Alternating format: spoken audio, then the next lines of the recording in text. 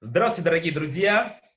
Сегодня у нас в гостях замечательные люди, прекрасные, великолепные люди. Одна команда, одна большая семья. Это Анастасия Кортез, трансформационный коуч, команда Тони Роббинса, человек с большим сердцем, с большой душой. Просто искрится от нее эта энергия, женственность, с ней очень приятно работать, общаться. Тот человек, который помогал уже сотням тысяч человек изменить свою жизнь. Вот так вот, раз, и сделать их счастливыми, успешными, богатыми и так далее. Человек, который присутствует постоянно на всех тренингах Тони Роббинса в роли коуча и помогает людям, и коучи, в том числе коучи Тони Роббинса. С тренинг команды Тони, очень прокачанный, известный человек, и сегодня она будет помогать нам общаться еще с одним замечательным, прекрасным человеком, Алланом Клейхансом. Это... Друзья, международный спикер, коуч, ведущий авторитет в духовной психологии. Я бы добавил еще это трансформационный тоже коуч. Команда Тони Роббинса уже на протяжении многих лет помогает людям по всему миру повышать качество их жизни. С Алланом мы познакомились достаточно давно, тоже в Лондоне, на тренинге Тони Роббинса, и мне он прям запомнился своей искристостью, своей энергичностью, горящими глазами и, что самое интересное, своей невероятной историей. Just a couple of seconds. Друзья, я буду переводить Диму для Аллана, поэтому сегодня я в роли переводчика. Alan, Dmitry just introduced myself and you, and he said that he was really impressed with the first meeting, you know, when you met a couple of years ago, and your extraordinary energy, and also that, you know, like he's just so excited to have you here on this program, and he basically just said that we both work for Tony Robbins. Awesome. Thank you so much for having me. Thank you, Dima, for that beautiful introduction. I remember when I met Dima for the first time, and I was also impressed by his energy and his strength, you know, and just a beautiful force of life coming out of him, and a beautiful smile. And he was so warm, you know, so warm and encouraging, and so welcoming to me. И Аллан тоже был вообще впечатлен. Дима, когда он тебя встретил, он просто был вообще поражен твоей энергией, твоей улыбкой, вот это вот вообще вот тобой. И он до сих пор помнит все эти минуты. And I remember, and asked Dima if he remembers when we were on the boat together in Excel, and when we were talking to each other with so much energy, and we couldn't understand each other, but we could feel each other. So we were understanding each other's energy, but we weren't speaking two different languages. I remember that moment. И Аллан помнит момент, когда вы были на Excel на лодке, и на тот момент, когда вы разговаривали, вы на самом деле не могли друг друга понять, потому что вы оба не говорили на одном языке. Но вот эту энергию, которая была между вами, вы просто ее чувствовали. Спасибо. Yes. На самом деле, да, Аллан обладает невероятной энергией, так же, как и Анастасия, ты. И вот я склонен верить этому правилу, что подобное притягивает подобное, но помимо этого оно еще и создает подобное и отталкивает все то, что сопротивляется этому подобным. И вот как раз благодаря этому принципу мы и притянули друг друга. Дима, мне по чуть-чуть, чтобы я успела проводить, потому что если очень долго, я не запоминаю. Да, продолжение все. I'm just asking Dima to slow down a little bit, so I actually have the chance to translate. So Dima was saying that me, myself, and you, and him, we all have a lot of energy, and he believes that this energy attracts this similar energy. And more than that, when you have this energy, it also helps you to fight off the negative energy. Absolutely, 100%, 100%. 100%, Дима. I agree, 100%. And you know, and Anastasia, maybe you can translate something for me here, because I have my other phone open now on Instagram Live. I've got this broadcasting live on my Instagram story. So for those of you who are joining me on Instagram, I can see there's a lot of my Russian friends here. So I just wanted to say, Привет, great to have you here. Thank you for listening in. If you can't understand Russian and you are English, hang around, because you'll get my version of the story, and you can obviously hear Anastasia translating. Can you translate in Russian? Absolutely. Друзья, для тех, кто говорит по-русски, Аллан сейчас, он на самом деле в Insta-Live, и вы все нас видите.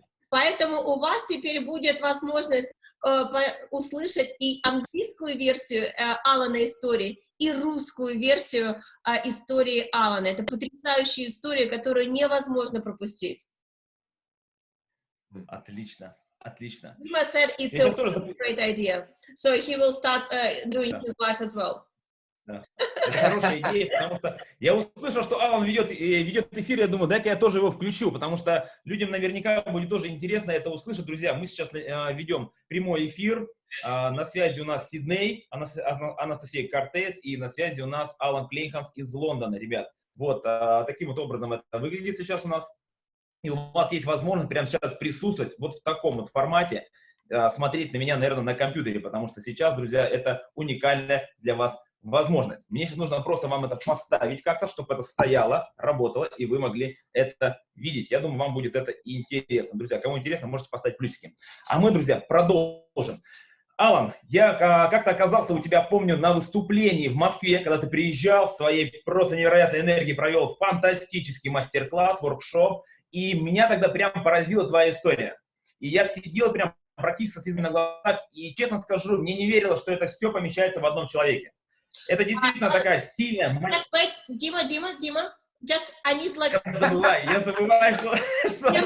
Два предложения. Dima's just like me when I'm speaking. Да. Too much energy, bro. Дима, скажи еще раз, только мне нужно буквально 3 предложения, я перевожу и дальше 3 предложения. Окей. Первый раз не первый раз, а на одном из мероприятий, которое проводил Аллан в Москве, я присутствовал, мы с ним там общались. Я не помню, это, возможно, 16-й год был, и он рассказал как раз свою невероятную жизненную историю. На одном, on one of the events, when Dmitry first time met actually Allan, and if Dmitry remembers correctly, it was in the 2016, you actually shared with everybody your extraordinary story that actually moved Dmitry. Oh, thank you. И вот эта история меня прям поразила, это прям, я сказал, это очень крутая история успеха. And this story really impressed me. And more than that, this story is the story of a true success. И вот я сейчас, Аллан, вспоминая эту историю, я глубоко убежден, что есть люди, которым сейчас эта история будет очень актуальна. And now Dmitry says that, you know, he believes that this story, your story, would be vitally important for all the people right now, during these times we are living in now. Okay. Вот, Аллан, расскажи, пожалуйста, потому что сейчас и время достаточно сложное, и кризис мировой идет, и многие люди просто потерялись, не знают, что делать, как делать, где брать силы и энергию. И твоя история может послужить для них вот той зацепкой, той верой для движения вперед.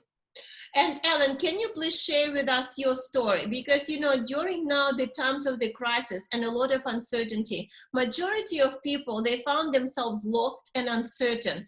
And Dmitry believes that your story is a powerful tool that can actually help those people during these uncertain times. So if you would be so kind to share with us what happened to you and how you overcome that. Okay, thank you very much, Dima, for those beautiful words. And yeah, I remember sharing my story in Russia many times, you know, and I've been traveling to Russia since, you know, I think the first time I went was, I think it was 2015, I think. It was the first time I went. And I've always enjoyed going there. So I'll let you translate that. Yeah, thank you so much. I just want to say hello to Kati. Kati, hello, darling. Lots of love to you too. Sorry, carry on. Аллан помнит, он помнит, что он на самом деле очень много раз рассказывал историю, когда он бывал в России. Бывал в России он достаточно часто. Одна из самых первых поездок была в 2015 году. Allan? And so, yeah, and what I'll do is I'll keep the story short. Otherwise, it'll be so long, you know, especially the way we're translating, because we don't want to make it too tedious for people. So I'll keep it short. Я постараюсь эту историю сократить, чтобы было людям не слишком скучно, чтобы вы получили максимально полезности просто от этой истории. You know, just like everybody, all of us who are listening to this call, and everyone else in the world, you know, all human beings, we all have similar challenges when we're young. Ну, у меня, как у всех других, когда я был молод, у меня на самом деле было очень много препятствий и сложностей, которые мне нужно было преодолеть. И я не исключение. So I was exactly the same. I was a little boy that was craving my parents' love, craving my father's love especially. And I believed at a young age that my parents were too busy to have any time for me. So I grew up believing that my parents didn't have time for me. Когда я был маленьким мальчиком, я так же, как и многие, мне очень не хватало родительской любви, особенно папиной. И поэтому, потому что, ну, как бы на тот момент я поверил в то, что у моих родителей просто на меня нет времени. И мне было очень сложно. And just like any child who experiences that, you know, who has that experience, who starts believing that their parents don't have time for them, that can be quite traumatic. Or it can create a mild form of trauma in children, as it does for all children, really. И для любого ребенка это может быть очень травматичным опытом. Просто вот поверить в мысль, что у твоих родителей на тебя нет времени. И это для меня это было травмой на тот момент. И я верю, что у многих детей на самом деле, если они верят в эту мысль, это тоже получается как микротравма. And so, you know, as a child, I felt unsafe. I felt unloved. I felt unseen. And because I grew up in the 60s, you know, I was a 60s child. My parents were already married before. They got divorced. They met each other. They had got married. They had me. My mother was already 41 years of age when I was born. And I was born in 66. Я вообще ребенок 60-х. И на тот момент мне казалось, что родители меня не видят, не понимают и вообще ну, как бы не замечают. То есть я не чувствовала, что они меня в принципе видят. И более того, я родился в 1966 году, и мои родители на тот момент, у них уже были семьи до этого. То есть они были в разводе, они познакомились, и у них уже были какие-то жизни до того, как я появился в их семье. So I grew up with a low self-esteem. I didn't really feel worthy. And I also grew up in a very tough neighborhood for the first 6 years of my life, right next door to a police station in South Africa when it was very, very racist and apartheid era. И на тот момент, конечно же, у меня была очень низкая самооценка. У меня, в принципе, не было веры в себя. И более того, первые 6 лет своей жизни я провел в очень плохом районе. Этот район, мы жили рядом с полицейским участком, и там, конечно же, и там не только вот то, что был полицейский участок, люди были расисты. И я жил в Южной Африке. И я вот вырос с тем, что люди расисты. And so growing up next to the police station, right next door to the police station, at 4 years of age, I remember experiencing horrific brutality, you know, and watching you know, black men get beaten to death by white policemen with big sticks. And it scared the life out of me. И когда мне было только лишь всего 4 года, я увидел, как белый полицейский избивает до смерти черного человека. И меня это на самом деле до смерти просто напугало. И это были первые мои воспоминания, потому что мы жили у полицейского участка, и я это все видел с самого детства. Эту жестокость. And so when I went to school, you know, I was very timid, and I was the kind of kid who was trying to hide away. Because I was so terrified of life already at a young age. I was afraid of life. And so when I was one of those kids who was picked on, I was bullied, I was teased, and right through my schooling career. And so my self-esteem I had zero self-esteem, you know, zero self-worth. И школа, на самом деле, она только усугубила ситуацию, потому что в школе меня дразнили, меня третировали, и в школе я был изгоем. И поэтому моя оценка упала еще ниже во время школы. And so when I left school, I went to 2 private schools, which were very expensive and very good schools. However, I was an academic. So when I left school, I left with a very low mark, which was even more pressure from my parents, because my parents had paid lots and lots of money for my education, which they told me that I wasted. И более того, я учился в 2 частных школах, но по тем временам это было очень дорого. Но на самом деле академичность это никогда не было моей сильной стороной, и поэтому мои оценки на самом деле в школе, они были не очень хорошие. И что усугубило, что когда я закончила школу, мои родители посмотрели на мои оценки и сказали, ты просто, ну, грубо говоря, потерял наши деньги. So the point I'm making is that, you know, all children have these kinds of experiences. You know, a lot of children get bullied, a lot of children get teased, a lot of children grow up believing their parents don't have any time for them, and it's traumatizing for young children. So I was already traumatized, you know, in terms of my self-belief, which was very, very weak and I was already self-destructive before I even went into the military at the age of 18. И вот то, что я хочу вам сказать, что у всех детей, у большинства, у них эти микротравмы появляются с самого детства. И я не был исключением. И что получилось? Что у меня такая была низкая самооценка, которая становилась все хуже и хуже, и те мысли, в которые я верил. То есть, когда я пошел в армию, когда мне было 18 лет, у меня уже была программа на саморазрушение. Потому что то, как мы себя чувствуем, это обуславливает то, как мы по отношению, как мы к себе относимся. И его низкая самооценка, она привела к тому, что вот у него была эта саморазрушающая программа. Уже в возрасте 18, когда он фактически жизни уже не жил, но у него уже была травма после травмы после травмы. As a result of you know, wanting to fit in, I'd already started smoking marijuana from the age of 14 and hanging around with the wrong people because I was trying desperate to fit in.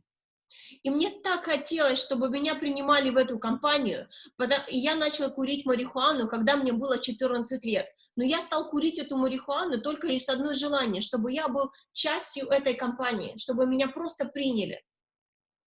And but when I went into the military, I wasn't prepared for what was going to happen. And you know, and so I went into the military for 2 years. It was compulsory. It was I had to do it, and you know, it was conscription. And then I was trained, and I was trained to use a patrol mortar pipe and an RPG-7 rocket launcher, which is a rocket-propelled grenade. You know, those tubes you put on your shoulder, and you aim it at a building or a vehicle, and it shoots a rocket-propelled grenade. That was my weapon that I was trained to use. И за 2 года в армии, конечно же, когда я пришел в армию, я вообще не был готов к тому, чему меня сейчас вообще, ну, как бы готовила жизнь. И меня там научили использовать оружие. И одним из оружием у меня моя специальность была в том, что я учился такая граната, которую ты кладешь на плечо, такая огромная, длинная. И эта граната, она может простреливать все здание. И я специализировался именно на использовании этого оружия. You know, being trained with those weapons, it was quite fun in the beginning to use those weapons, you know, in mock battles. But I wasn't ever expecting that I would have to use those weapons in the real experience of war. But that's exactly what happened in 1987, when I had to go, when I actually had to go to war in Angola, and that's when everything changed for me. What city? Angola? In Angola in North Africa. И, конечно же, ну, я как молодой пацан, мне очень нравилось, что я тренируюсь там на оружии, и это все было классно до того, когда мне пришлось, на самом деле, я не думал даже, что мне придется воевать с этим оружием. То есть я думала, что это просто вообще веселая тренировка. И потом, что вообще в нем перевернуло все, что в 1987 году он поехал в Анголу, это Северная Африка, и там он участвовал в войне, и он реально использовал это оружие в войне. And so in 1987, I was in Angola, and I remember thinking, wow, you know, this is actually happening. You know, and you know, we were driving around in big 6-wheel vehicles with a big 20mm cannon on top, with an anti-air gunner at the back, looking for any air attack, and we were looking for the enemy. We were 5,000 soldiers. They were 52,000, and they were camped in different sized camps all over the country. And we were playing cat and mouse with them, looking for them every single day until we ran into them one day. И что получалось? То есть у нас всего было 5000 человек. И мы воевали против армии, в которой численность была 50 тысяч человек. И у нас был наш один отряд. И была такая военная машина, которая была, в которой было оружие спереди и сзади этой машины. И мы играли, получается, с этими отрядами, с противником в кошки-мышки. У 50-тысячной армии, против которой мы сражались, у них было несколько мест, как бы, ну, вот, там, где они, как ладьи, которые они разбились. И они просто однажды столкнулись с противником лицом к лицу. And so when we ran into the enemy for the very first time, we were facing 4 Russian tanks because we were fighting against Russians, which is crazy. You know, we were in Angola illegally because it was top secret. We were sworn to secrecy by the government. And I found myself facing 4 Russian tanks. And there was a battle. And I had to jump out of the vehicle and get prepared to drop mortar bombs and shoot RPG-7 rockets. And in that very first battle, lasted only 2 minutes. But then we had to retreat because we were outgunned. The tanks, we were 20-millimeter cannons, and they were Russian tanks. Значит, первый раз, когда мы столкнулись, то есть мы столкнулись с 4 русскими танками, и мы воевали против русских, и на самом деле никто не знал, что мы воюем в Анголе, потому что это была секретная государственная миссия, и мы все подписали, то есть никто даже не знал, что мы там. И когда я увидела эти 4 как бы русских танка, я был готов к тому, что мне придется использовать военное оружие, бросать водные бомбы, и я вот увидела, представляете, вот мой первый опыт, когда я смотрю 4 русских танка прямо передо мной. And so, and that happened every other day for 7 months. Every time the battle happened every other day for 7 months. We encountered the enemy, the doors opened, I jumped out, I dropped mortars on the enemy. I put RPG-7 rocket-propelled grenades into enemy vehicles, and I watched people disappear, after pulling the trigger. And it was a surreal experience because, I was having 2 conversations in my mind. I was like, oh my God, what is going on? And the other conversation was, I was just doing what I was trained to do, which was to protect myself and protect my buddies. And after 7 months, when I came home, then I had to process what I had experienced and what I had seen and what I had done. И такие военные стычки происходили фактически каждый второй день. И что происходило? Когда мы встречались и видели врагов, мне нужно было сбрасывать на них бомбы. Я использовал также гранату APS-7. И когда мы стреляли во врагов, то есть это было очень такой очень был сюрреалистический опыт.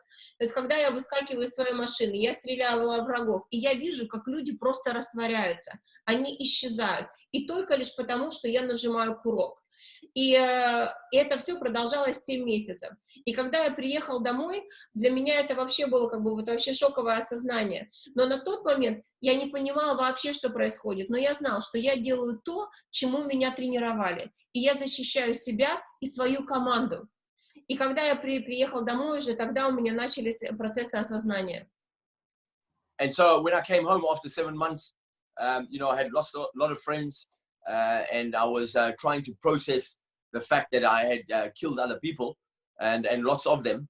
And so what I did was I locked myself in my bedroom and I drank myself to sleep every day for 6 months because I was having nightmares. And so if I was unconscious, I wouldn't have nightmares. So I became unconscious every single day through the use of alcohol because I was having nightmares, and I had them for 7 years, actually, those nightmares. So you've been drinking for 6 years? No, that 6-month period, 6 months, every single day, drinking myself to sleep. I continued to drink for many years afterwards, but that 6-month period, all I did was I stayed in my bedroom and I just drank every single day. I didn't want to go outside because I didn't trust myself around other people, and I felt I just didn't want to be around anybody. И что произошло? Как только я вернулся домой, в течение первых 6 месяцев я просто пил алкоголь. И почему я пил алкоголь? Потому что алкоголь помогал мне быть в бессознательном состоянии. И я не доверял себе, что я могу вообще быть с другими людьми. Я чувствовала себя не в безопасности быть с другими людьми. И у меня были кошмары. И потому что я не хотела видеть эти кошмары, поэтому я пила алкоголь, чтобы быть в бессознательном состоянии. И таким образом я пил на протяжении 6 месяцев. И после этого периодически я тоже пил в течение 7 лет, но не так, как вот на протяжении первых 6 месяцев. the reason I say I didn't trust myself around other people is because I was, for one, I was just angry. You know, I was confused. I was always drunk. I was smoking marijuana every day, and then I started to take LSD, acid. И почему вот причина, почему я говорю, что я не доверял себе в окружении других людей, потому что я постоянно пил, я не знала, как я себя буду вести с другими людьми, и более того, я начал курить марихуану и стал принимать наркотик LSD, кислота, которая вызывает галлюциногенный эффект. Yeah, and I was I was having you know, hallucinations, and I was seeing flashbacks of being in Angola. And having all these images, I was seeing these images in my mind whenever I was closing my eyes, and I was tormented and very, very volatile. My emotions were, you know, very swinging between severe depression and then, you know, extreme anger. И на тот момент, на самом деле, у меня мои эмоции, они были как американские горки, вверх и вниз. Но это было или вообще, или там очень жесткая депрессия, или же вообще нереальное количество злости. И вот от депрессии до злости вот у меня были такие вот большие зигзаги. И это продолжалось достаточно долгое время. И когда, и особенно под воздействием галлюциногенного этого препарата. And so I just, you know, I was just continued to drink, taking drugs, but luckily, in July of 1988, I was out of the army for 7 months, and I bumped into a friend of mine, and he was the one who introduced me to psychology. He was in the same military operation as me, and he said, "Hey, Alan, where have you been?" We bumped into each other in the street, and he lived very close to where I lived with my parents. And he said, "Where have you been?" I said, "I've been in the military." He said, "Me too." И однажды, через 7 месяцев, то есть я принимал наркотики, я курил, я пил, и однажды я столкнулся с другом из армии, и это было через 7 месяцев. И этот друг, мы с ним, так как мы с ним были в армии, это было в июле 1998 года, он меня познакомил с психологией, и это перевернуло мою жизнь. And so I went with him to his flat, and he had all these books. And he said to me, "Alan, we discovered that we were on the same operation. He was in a helicopter, and I was on the ground." And he said to me, he said, "Listen, you know, you were on the front line. I wasn't." He said, "I don't know what you experienced, what you saw, what you did." And I wasn't really keen to talk about it. But he understood that I'd been right on the front, and I was traumatized by that experience. So he said to me, "Listen, you must read. And you need to take control of the way you're processing this experience in your mind. Because the way you process this experience, if you don't process it effectively or correctly or empoweringly, in an empowering way, it can cause you major trauma and it can create major problems for you." И мы пришли к другу в квартиру. И у моего друга в квартире было очень много книг.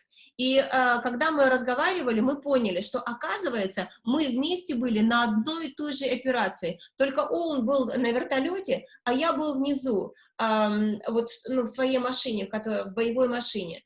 И он говорит, что он не особо спрашивал меня, и, если честно, я не хотел даже ему говорить, что я видел, но он понял, что я был именно на первой линии фронта, на первой линии огня. И то, что я испытывал, это было очень травматическим для меня. И он мне сказал: "Аллан, тебе нужно посмотреть, как ты перерабатываешь информацию, как ты, вот то, что с тобой случилось, тебе нужно перерабатывать в голове эту информацию совершенно по-другому, потому что если ты будешь придавать то же значение и как бы перерабатывать ее так, как ты сейчас это делаешь, то это приведет к огромным травмам в последующем, и ты просто загрузишь свою жизнь, ты не сможешь дальше жить." Yes, and that was the beginning of a new journey for me. That was the beginning of my journey as a student. I became a student that day because he gave me the book Think and Grow Rich by Napoleon Hill, and I began to read the book, and I loved what I was reading, and I said to myself, why didn't they give me this book to read when I was 14 or 15? I was 21 years of age, and I became a student for the first time in my life. И этот друг мне посоветовал книгу Наполеона Хилла, которая называется «Думай и богатей».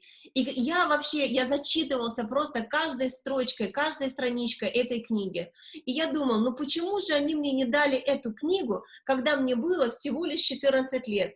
И таким образом я стал студентом жизни. И впервые студентом я стал в 21 год. And so long story short, let me shorten it down a bit now, because I don't want to make it long, and I've already realized I'm making it very long already. Сократить мою историю. Я понял, что я хотел рассказать вам небольшую историю, но я понял, что я уже и так достаточно долго ее рассказываю, свою историю, поэтому, чтобы сократить мою историю, я вам сейчас скажу следующее.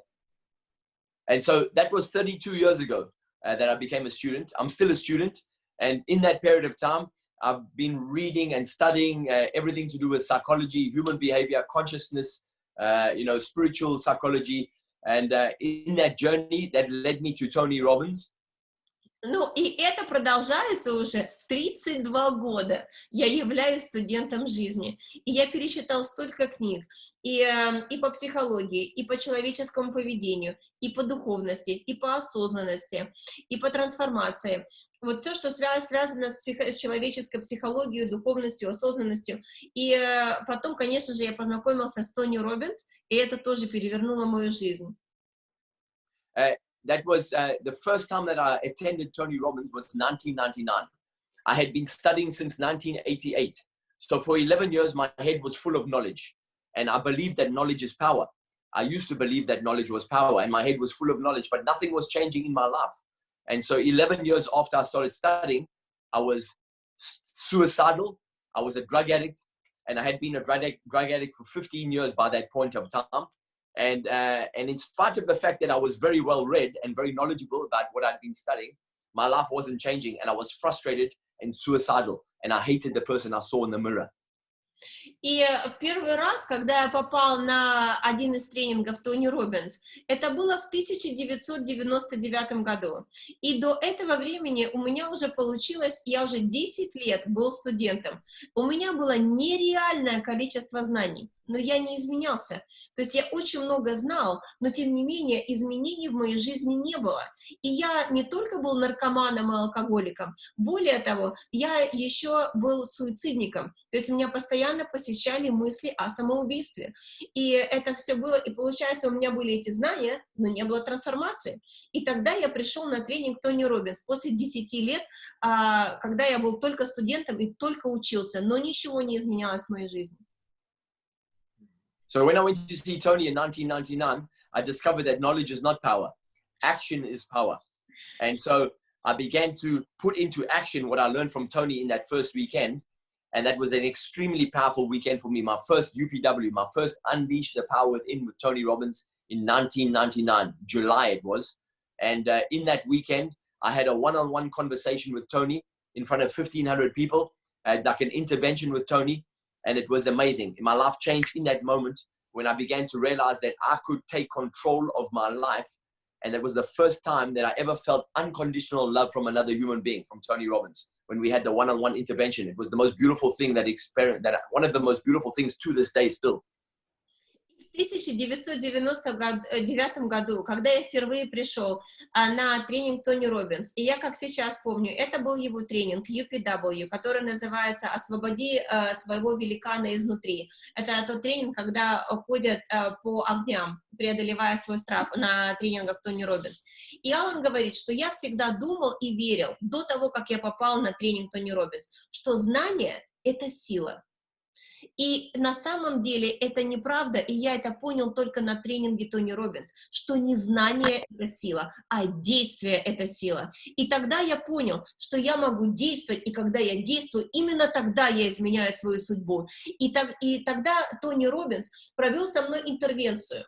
И это было один из самых знаменательных событий в моей жизни по сей день. Когда Тони со мной провел интервенцию, то, что и те изменения, которые происходили со мной, я почувствовал свою силу. Силу, потому что теперь я могу сам создавать свою судьбу и именно делать, а не просто знать. When I stood up in that UPW and I was talking to Tony in front of 1,500 people, I told the whole, well, for the first time, I spoke about my experience in Angola, and that I'd been carrying this bag of, it was like I was tormented, and I was carrying these demons, and I couldn't forgive myself for killing these people, in Angola. And it was at that moment that Tony helped me to begin to believe for the first time in my life that I could begin to forgive myself, and I could take control of my life and leave the past in the past and take the lessons from that experience and apply them in my life so I could become a more empowered human being. И именно в тот момент Тони сказал мне, что то, что произошло в прошлом, это должно остаться в прошлом, и что на самом деле я могу простить себя, и я могу взять под контроль свою жизнь, и я могу таким образом изменить свою жизнь. И слова Тони очень сильно повлияли на меня. И более того, это был впервые, когда, представьте, я встал, и я рассказал 1500 человек, которые сидели в этом зале, мою историю, что я убивал людей. И я жил с чувством вины, что я убийца. И меня это, на самом деле, это такое ощущение, что я ходил с мешком постоянно на моем плече, и в этом мешке были демоны. И это все я носил, таскал постоянно с собой. И это было до того, когда я повстречал Тони, который мне сказал, что я на самом деле могу простить себя. И с этого началась моя трансформация, с прощения себя, и когда я взял под контроль свою собственную жизнь и поступки. So I went to that UPW 4 days sober. I got sober 4 days before I went to UPW after 15 years of constant abuse, substance abuse. And that UPW changed my whole life. I got clean, I got sober, I got committed, and I got to work. And I practiced every single day what I learned in that workshop and everything that I'd learned in the previous 11 years of study. And I began to put it into action. And then my life changed very, very quickly after that.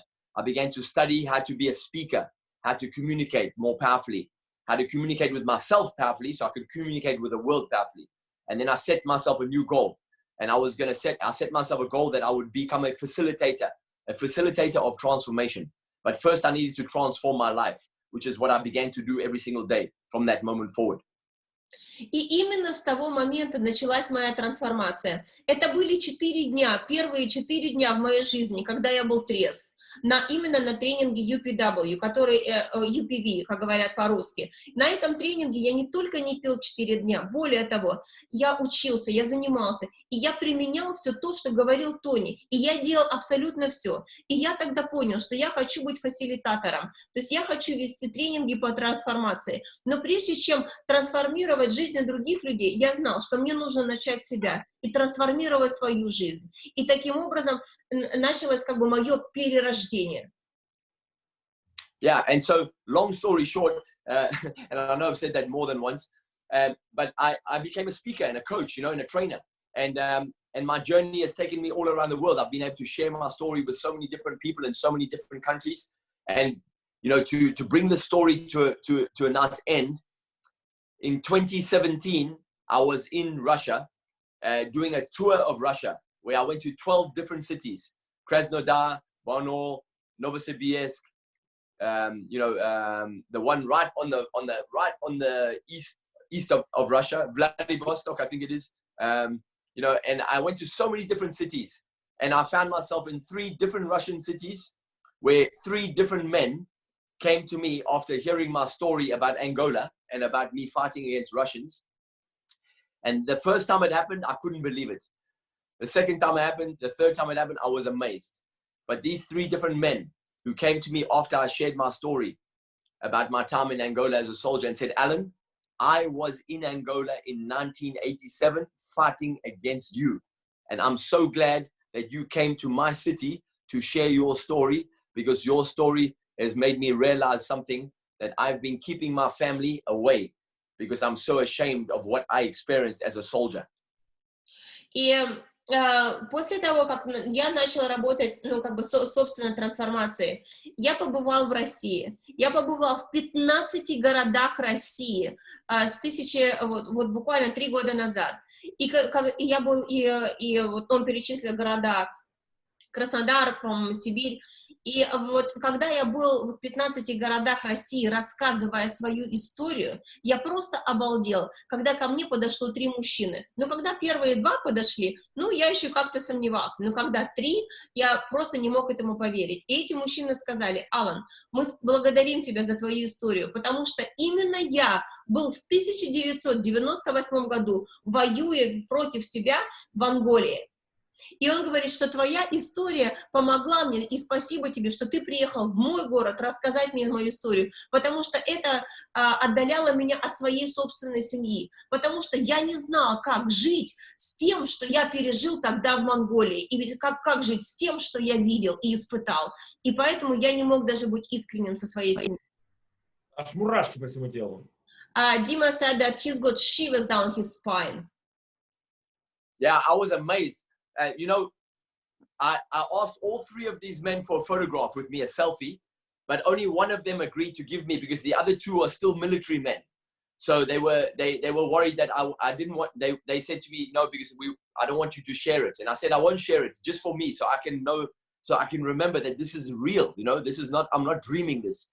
But only one of them gave me a picture, and I kept the picture just for me, and so I could remember, you know, that moment. Those three men who came to me and said, wow, I was in Angola 30 years ago, 87 to 2017, 30 years ago. And I meet 3 men who were in the same war as me on the other side, fighting against me. It's crazy, right?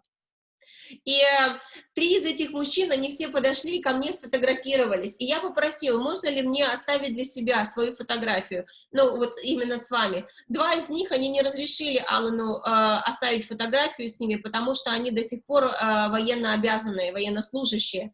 И они не хотели, чтобы Аллан делился этими фотографиями с кем-то еще. Но один из мужчин, он согласился. И у Аллана до сих пор есть фотография с этим мужчиной. И он часто смотрит, и он говорит: вау, это же нереально, это просто сюрреалистично, что это не я придумал, это не плод моего воображения, это на самом деле, что были те мужчины, и я с ними встретился, которые воевали по другую сторону баррикад, тогда в войне, в Анголии. Yeah, so it's been an amazing journey. You know, I've met some amazing people. You know, I feel so blessed. You know, and through that process, through that whole process of everything I've studied and everything I've studied about consciousness and spiritual psychology, you know, I've been able to forgive myself. You know, and to really to fall in love with me. You know, and with a little boy in my heart, and to, you know, to put the past in the past, take the lessons and use those experiences of my life as lessons for other people, to teach them that everybody is traumatized. Everybody has pain. Everybody has significant emotional events that affects the way they believe about themselves, that affects their self-concept, their identity. And so you know, I'm very blessed. You know, my goal is to help people to heal their hearts so they can have more love, more compassion, more expression, more joy, more connection, you know, deeper relationships with themselves and the people they love the most. И именно тогда начался мой путь к просветлению, к осознанию, к духовности. Я столько всего познал, а самое главное, что я наконец-то смог простить себя благодаря тем практикам, которые я применяю и которыми я делюсь. И мне вот очень хочется сказать, что у нас у всех есть какие-то сильные эмоциональные травмы или эмоциональные переживания, которые у нас были в жизни. И именно, ну, это можно преодолеть, с этим можно справиться. И все это начинается с того, что нужно простить себя, и я простил себя. И поэтому я возглавляю сейчас, ну, как бы я являюсь лидером. Именно вот эта духовная психология, это духовность, спиритуальность, это осознание. И вот именно этим я сейчас занимаюсь и учу людей, что как можно себя простить, как можно себя понять и принять, и не таскать за собой этот багаж травм. And I believe that what Dima said earlier about the energy that you have, me, Dima, and, you know, anybody who, you know, people who have done a lot of work on themselves, you know, and help themselves to release their trauma, or to, you know, to heal their hearts and heal the false mental constructs that limit us as human beings. You know, what that does is it opens up all the energy that's available inside of us. It opens the channels of energy that we can tap into the real self, you know, into the deepest part of ourselves. and connect to the universe around us. And then if, you know, that's where energy comes from, you know, because we are energy, and energy is everywhere, and energy is infinite. And we can access more energy and express more energy when we get out of our head and we heal our hearts and we get rid of the false concepts, the false limiting mental constructs of the ego self, right? И я очень солидарен с Димой. Вот Дима в начале разговора сказал, что и у меня, Анастасии, и у Аллана, и у Дмитрия, у нас у всех есть огромное количество энергии. А что такое энергия? Энергия, она есть везде. И энергия, она позволяет тебе не только исцелить свое сердце, но более того, не жить в голове, потому что голова, она как разрушающий механизм. На самом деле. И именно этим я вот хотел бы с вами поделиться, что ваша энергия внутренняя, это как ваш внутренний ресурс, который помогает вам преодолеть вот эти все мифы и ложь, которую мозги нам предлагают, то, с которой вот мы растем. И вот это моя внутренняя энергия, внутренняя сила, связь с моим Творцом, это все позволило мне разрушить мир вот этой иллюзии, в которой раньше я жил, и в то, что я верил, то, что на самом деле было ложью. Yeah, that's all. Yeah. I mean, yeah. That's you know, that's my story in a nutshell, as short as I could make it. And the things that I've learned from it, you know, are all blessings. You know, I look back. You know, now I look back at those experiences. You know, Angola. You know, living next door to the police station. You know, being around violence. I've been around violence, a lot of violence in my life. I've seen a lot of death. I've lost a lot of friends to suicide. You know, even one of my family members. To suicide, you know, but all of those experiences have taught me that life is very precious. Life is a gift, and life is meant to be lived.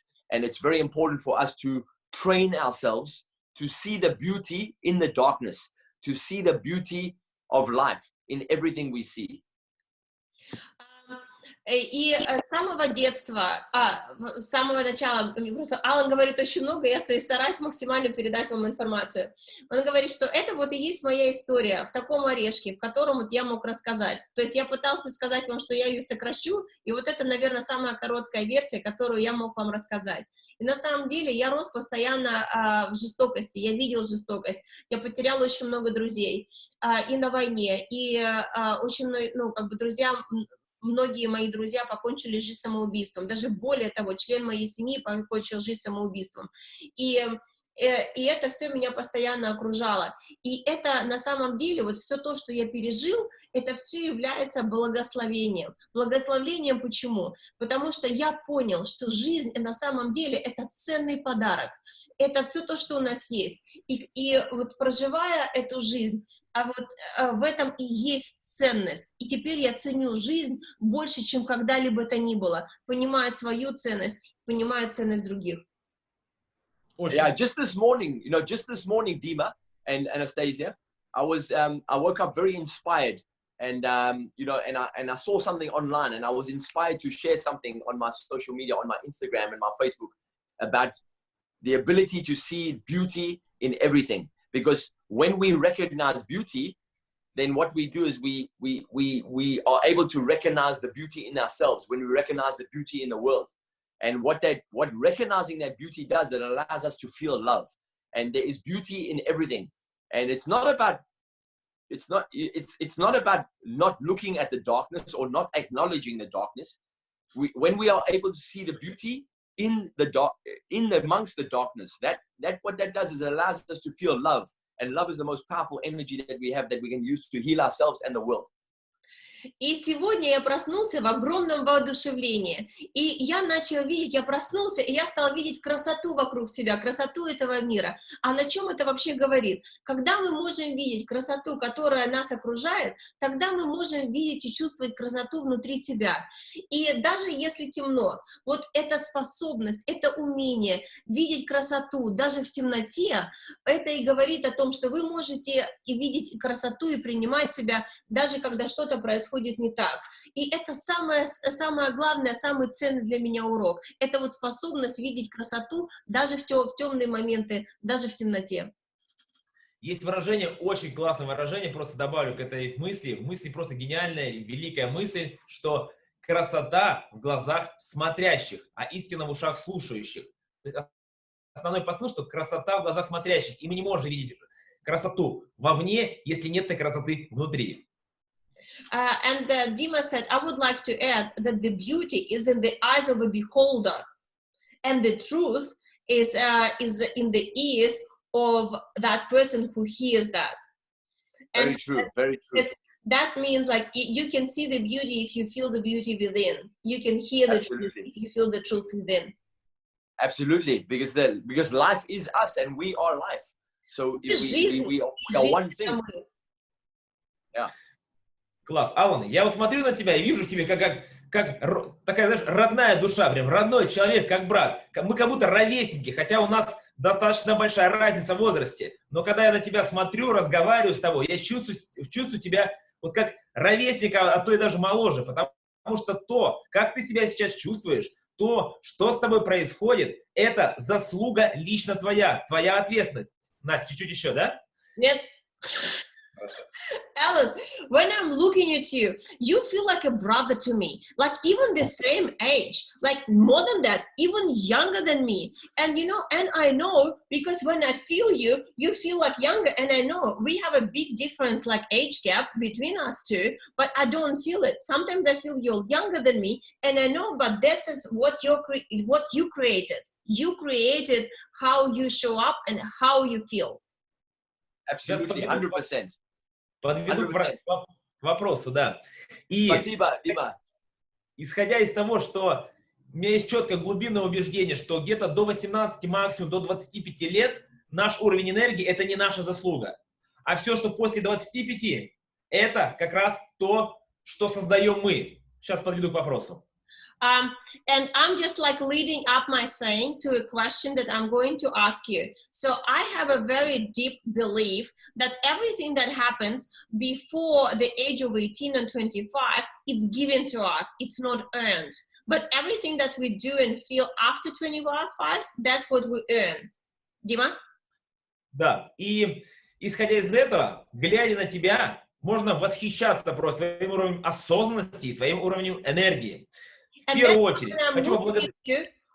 why when I'm looking at you, I'm just inspired, you know, of the level of energy that you exhilarate. Thank you. Поэтому, Аллан, поделись, пожалуйста, с нами. Мы все здесь такие прокачанные ребята собрались, много обучаемся, инвестируем в себя, в свои силы, работаем над всеми видами нашей энергии. Физическая, ментальная, эмоциональная, духовная. Развиваемся. So, Allan, can you please share with us, because we are people here who invest a great amount of time and energy in ourselves. So we always grow, learn, and it's not only physical, it's also physically, spiritually, mentally. You know, like we basically work on all the spheres of life. So I would like to ask you, Дима.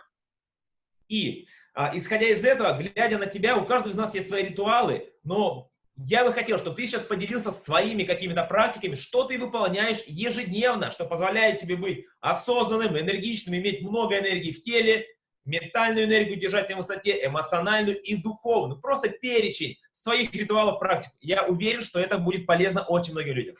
So I would like you to share with us the rituals that you do daily. So, like, you know, like every day, what do you do to have this level of awareness, this level of spirituality, this level of mental capacity?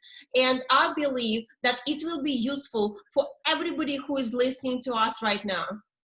Okay, I'll happily answer that question. Give me 1 second. I just need to check something very quick. Hold on 1 second. Let me have a look here. Аллану нужно это проверить. И сейчас он будет обратно с нами. Сейчас раз переоделся. Oh yes, okay, cool, fantastic. I just wanted to check something because I have a webinar at 2 o'clock in half an hour. So let me just let me answer that question.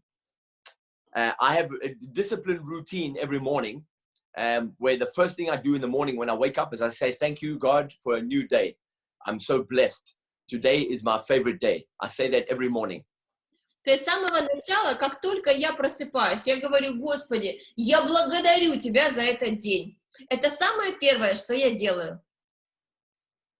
And then, so I say, good morning, it's great to be alive. Today is my favorite day. Thank you, God, I'm so blessed. I'm so happy for a new day.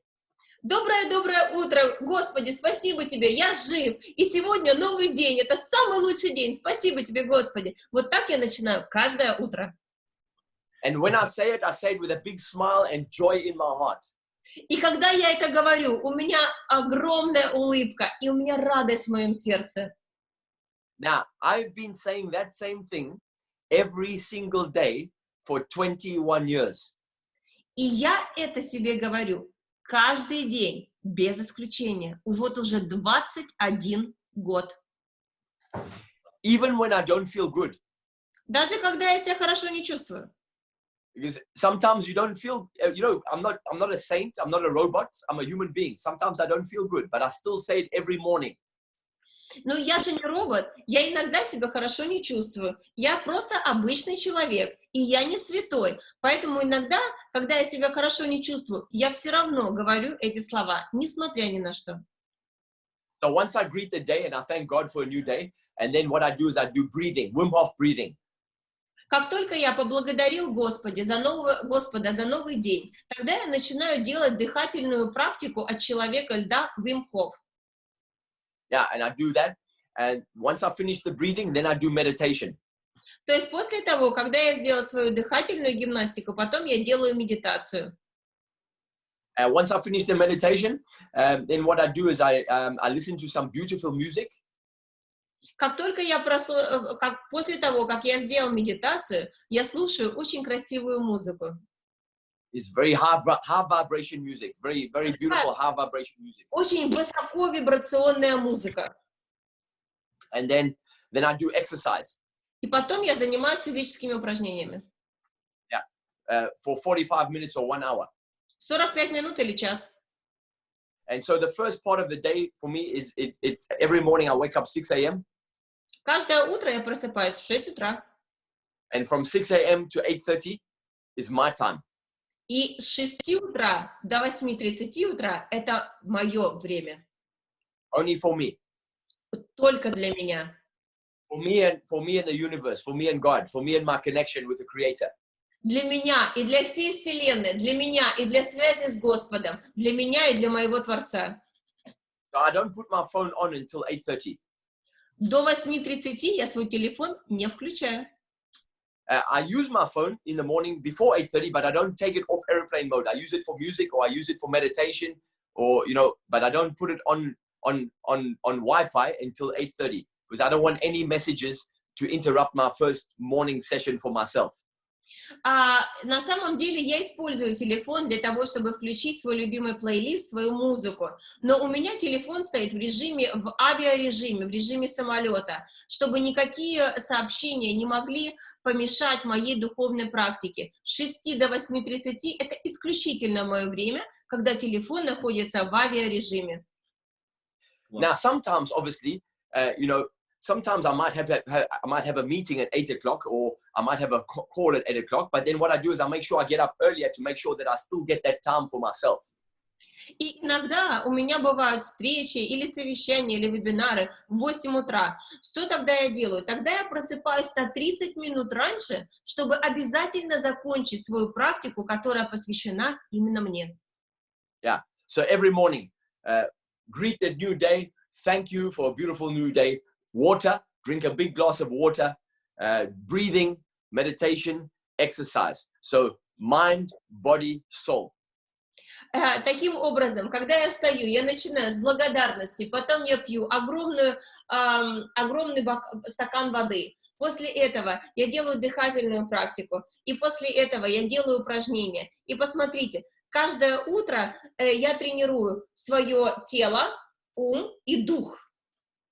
Yeah, and then sometimes maybe I will do some reading, or I may just look at some of the people that inspire me online, like Tony or Jeff Brown, or people that I know that are adding value to the world, and I maybe read something, get some inspiration, think about my day, plan my day, look at my calendar, get ready for the day, and then it puts me in a great state, and I feel powerful, and I'm ready to rock and roll, and I'm ready to serve, ready to make a difference. И потом я обязательно посвящаю время тому, чтобы я чему-то учился. И я читаю или слушаю Тони Роббинса или Джефф Брауна, или же тех людей, которые производят какую-то трансформацию в мире. То есть для меня это час обучения. И после этого, вы представляете, в каком состоянии я уже тогда готов начать свой день и трансформировать этот мир. Yeah. And I've been enjoying lockdown. It's been good because I've been every day just live meditation, coaching, webinars, online summits, Zoom calls, interviews, podcasts. It's been great. I've really been able to serve my communities and really help people to stay grounded, to stay calm, to stay centered, to stay in their hearts. И на самом деле, вот это время эпидемии для меня вообще это очень хорошее время, потому что я принимала участие в многих конференциях, в многих подкастах, в конференции Zoom, в саммитах, и у меня были и клиенты, и выступления, и у меня на самом деле это время было очень продуктивным. Более того, я делаю медитацию каждый день на своем Фейсбуке в 8 утра. И я даже еще больше посвящаю тому время, что вот именно общению с людьми таким образом. Плюс еще коучинг-сессии. So that's my morning routine. That's my disciplines. That helps me. Это только лишь мои утренние ритуалы. Это та дисциплина, которая мне помогает. And then at 11 a.m. every day for the last 7 weeks, I've been doing live meditation in my private group on Facebook. И, ребята, каждое утро в 11 часов утра Аллан на своем Фейсбуке по времени Лондона проводит живую медитацию. Поэтому, если хотите, медитация по-английски, но все равно это энергия, это непередаваемо, особенно если вы хотите учить английский язык, то вы можете ввести Аллан Клейхансом, или напишите или мне, или Дмитрию частные сообщения. Я поделюсь с вами контакты Аллана, и вы можете по Лондону в 11 утра каждый день присутствовать на его медитации. Энергия непередаваемая, огонь. Он играет сюда музыку, говорит слова, и мы с вами сегодня сделаем маленькую медитацию. Alan, I just told them that they can contact us, so we can share all the details with you, so maybe they can join you for meditation. Even if they don't understand, they can still feel, because it's a very powerful experience that I shared with them. Thank you, my dear. Thank you. I appreciate that. Yes, I agree with you. Even if you don't understand, you can still feel, because it's about energy. And we come together, a lot of us there, we all come together at the same time, 11 a.m. every day, and then we send love to the world. And we bless everybody on the earth, and we bless the earth and everybody who needs love now, who needs hope, who needs faith, who needs certainty, И, Анастасия, ты совершенно права, что даже если вы не понимаете английский язык, вы не можете не почувствовать ту энергию, которую мы создаем в этой группе. И мы благословляем не только тех, кому нужно больше любви, или веры, или определенности. Мы благословляем всю Вселенную, все живое на этой земле. И вы это почувствуете. Alan, also, would it be correct to say that you're doing Insta Lives as well at the same time, London?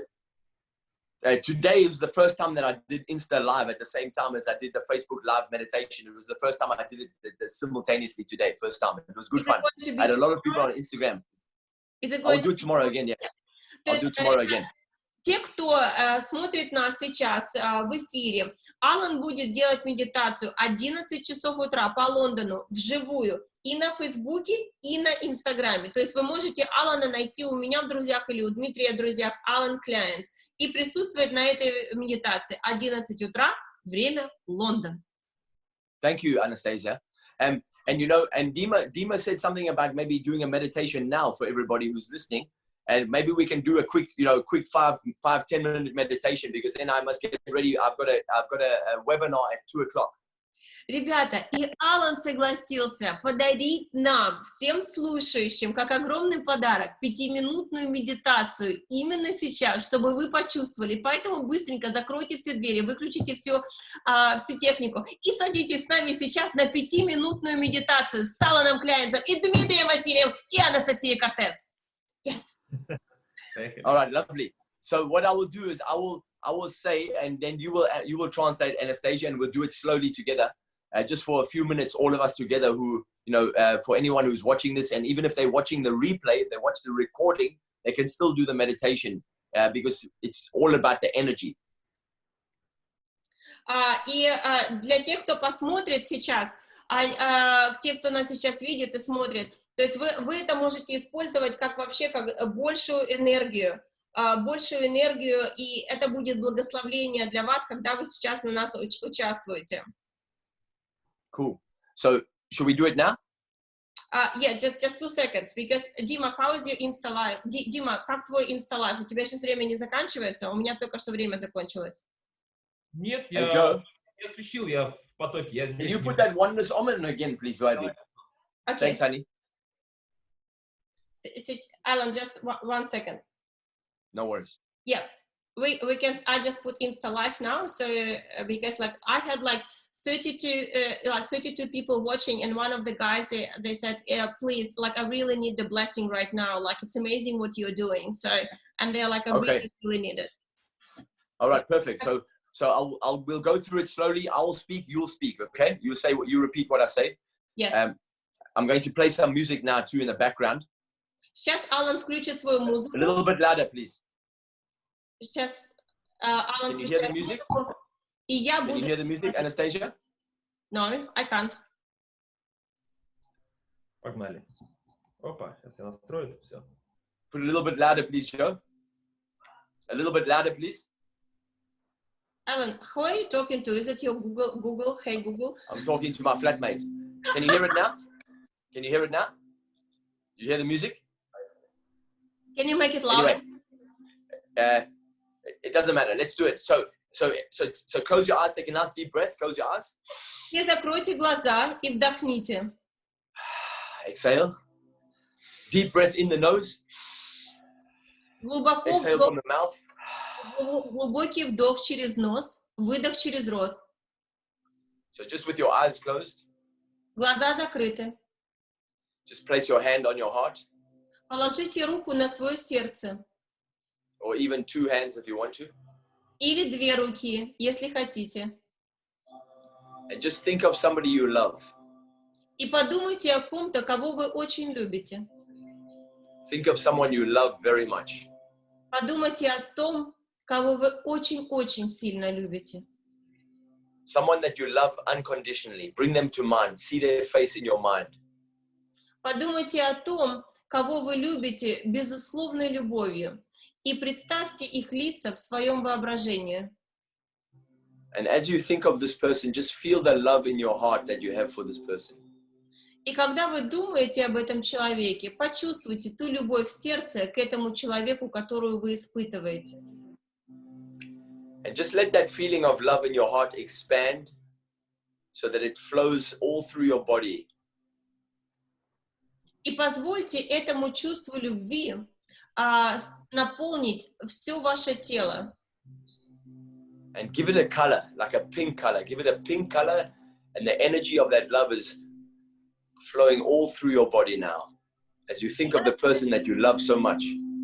И придумайте какой-то цвет для вашей любви. Пусть это будет розовый цвет этой любви. И этот цвет наполнит все ваше тело по отношению к тому человеку, которого вы очень-очень любите. Just feeling even more love right now in your body. Почувствуйте еще больше любви сейчас в своем теле. Smiling as you feel it. И улыбайтесь, когда вы чувствуете эту любовь. And now just imagine that beautiful pink energy of love is now beginning to flow from you in all directions at once. А теперь представьте, как энергия вашей любви, это розовый цвет энергии любви, оно протекает через все пространство и заполняет все пространство вокруг вас. Imagine that beautiful pink healing light of unconditional love vibrating from you in all directions at once. Представьте, как этот цвет, исцеляющий, безусловной любви, вибрирует и проникает и заполняет все пространство вокруг вас. Sending your love out to the world. Посылайте свою любовь всему миру. Everything is energy, and energy is everything. Все — это энергия. Энергия — это все. So as you vibrate love out to the world in all directions, like a wave of energy. Представьте, как любовь волной растекается от вас во все направления, заполняя всю Вселенную. You are connected to everything. Ты связан со всем. Above and below, Вверху и внизу. side to side, front to back. Со стороны в сторону, спереди и сзади. And just imagine that that beautiful pink unconditional love is flowing from you into the hearts of everyone you love, your family, your friends, everyone that you love, filling their hearts with love too. И представьте, как ваша любовь, безусловная, исцеляющая любовь, как она заполняет сердца всех людей, которых вы любите. And as you send it out, you feel it even more with every breath, love, the rhythm of your heartbeat. И чем больше любви вы посылаете, тем больше вы ее чувствуете, как раз с ритмом вашего сердца. Just like the waves on a beach, in and out, in and out. Представьте, они как эта любовь безусловная, исцеляющая, она как волны океана. Она вытекает и притекает. Just trusting the process. Доверьтесь процессу. And now thinking of all the people, the doctors, the nurses, and everyone on the front line, all the key workers, and everybody who needs love right now, everyone who needs certainty, everybody who needs hope, everybody who needs faith. Let your love flow into their hearts too. А теперь подумайте о докторах, о докторах, о медсестрах, о тех, кто спасает жизни людей в первых линиях, о тем, кому сейчас больше всего необходима любовь и уверенность. И наполните сердца тоже вашей любовью. And now bring your hands together like this and rub your hands together. А теперь потрите ладошки перед собой. Rubbing your hands together. And then press your thumb into each palm of each hand, pressing your thumbs into the palms of each hand. А теперь большой палец нажмите в середину ладошки одной, и потом большой палец нажмите на середину ладошки другой. And then just holding your hands right in front of you, just about 6 inches apart. И держите ладошки напротив себя, где-то сантиметров 30 друг от друга. And just feel the energy between your hands. И почувствуйте энергию между вашими ладошками. And fill the space between your hands with that beautiful pink unconditional love. И заполните это место, пространство между ладошками вашей безусловной любовью. And then send that beautiful love from your hands, from your heart, that beautiful pink energy from your heart and from your hands, from your whole being. Send it out to everyone on the earth. И теперь почувствуйте, как любовь из вашего сердца перетекает в ваши ладошки, и как вы посылаете эту любовь всей Вселенной. And just imagine the earth is right there in front of you, spinning on its axis. Imagine you looking down at the earth from space. You can see the earth right in front of you. И представьте, как будто вы смотрите на земной шар, вот просто сверху, и ваши ладошки как бы покрывают этот земной шар, и вы чувствуете и заполняете весь земной шар, который перед вами, перед вашими ладошками, вашей безусловной любовью. And just imagine your beautiful pink energy flowing from your heart, from your hands, flowing straight into the earth and blessing everyone on the earth with your beautiful love. И представьте, как из вашего сердца, через ваши ладошки протекает ваша безусловная любовь, и вы благословляете все живое, все живущие организмы на нашей земле своей очень красивой любовью. And then say these words. И скажите эти слова. I shower you with unconditional love and compassion. Я благословляю тебя с безусловной любовью и состраданием. I shower you with unconditional love and compassion. Я орошаю тебя безусловной любовью и состраданием. I love you, thank you. Я люблю тебя, благодарю тебя. I love you, thank you. Люблю тебя, благодарю тебя. And then bring your hands back to your heart. А теперь положите ваши руки на ваше сердце. And just feel that love in your heart again. И почувствуйте вашу любовь в вашем сердце. And think of the little child in your heart, you, your own inner child in your heart. You, the little boy, the little girl, right in your heart. Feel that little boy there, that little girl in your heart. А теперь почувствуйте вашего маленького внутреннего ребенка в вашем сердце, маленького мальчика или маленькую девочку в вашем сердце. And just see your little face, a little boy or little girl, 2 or 3 years of age. Just see your little face and your big smile. А теперь посмотрите на лицо этого малыша, которому 2 или 3 годика, и это вы. И посмотрите, как он улыбается. Или она. And say your own name. Теперь скажите ваше личное имя. And then say, I shower you with unconditional love. И скажите этому малышу: я орошаю тебя своей любовью. Я благословляю тебя своей любовью. And say your own name again. И скажите ваше имя еще раз. As you see your beautiful little face, your beautiful inner child. Когда вы видите ваше детское лицо, ваше милое детское лицо. And say, I love you, thank you. И скажите себе маленькому или маленькой: я люблю тебя. Я благодарю тебя. I love you, thank you. Люблю тебя, благодарю тебя. And then take a deep breath. А теперь еще раз глубокий вдох и выдох. And open your eyes. Откройте глаза. And that is a short little meditation you can do for yourself every day, and you send your love out to the world. You think of somebody who makes you feel love. I think of my father. I see my father's face. I feel love. And you begin to raise your vibration when you feel love. And as you raise your vibration, you send a different frequency out with your heartbeat. And your love is felt instantly by the universe because everything is connected and everything is energy. И вы эту маленькую медитацию можете делать всегда, представляя того человека, которого вы любите. Я всегда представляю своего папу.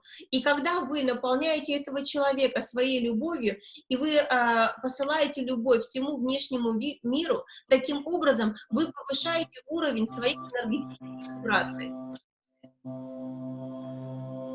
Anastasia and Dima, thank you so much. Unfortunately, I must go now. I've got to get ready for a webinar at 2 o'clock in 5 minutes. It's been beautiful spending time with you. Спасибо. Я тебя люблю. Аллан. Спасибо, Аллан. We love you so much. Для тех, кто нас слышит, Аллану пора бежать, поэтому мы с ним прощаемся. We love you. Thank you, Аллан. Спасибо тебе огромное за твою историю. Я уверен, что она поможет большому количеству людей сегодня выбраться из той ситуации, которая случилась у нас в мире, найти в себе силы, найти в себе энергию, создать лучшую версию себя. Thank you so much. I believe that your story will help now so many people to find their inner truth, inner faith, to discover their best self within themselves right now. It's more needed, more than ever. It's needed right now. Dima, спасибо, my brother. I love you, man. Спасибо тебе, брат мой. Я люблю тебя, мой мужчина. And Anastasia, my sister, I love you too. Анастасия, сестра моя, я люблю тебя тоже. We love you, Аллан. And Dima, tell Dima I'm looking forward to coming to Russia and we do an event together one day. И Дима, я надеюсь, что однажды я приеду в Россию, и мы с тобой оба сделаем тренинг. 100%.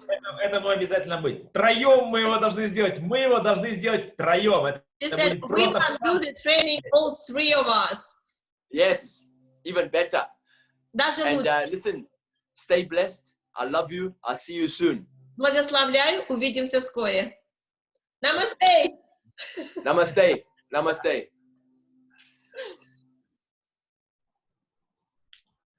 Отлично. Я выключаю запись.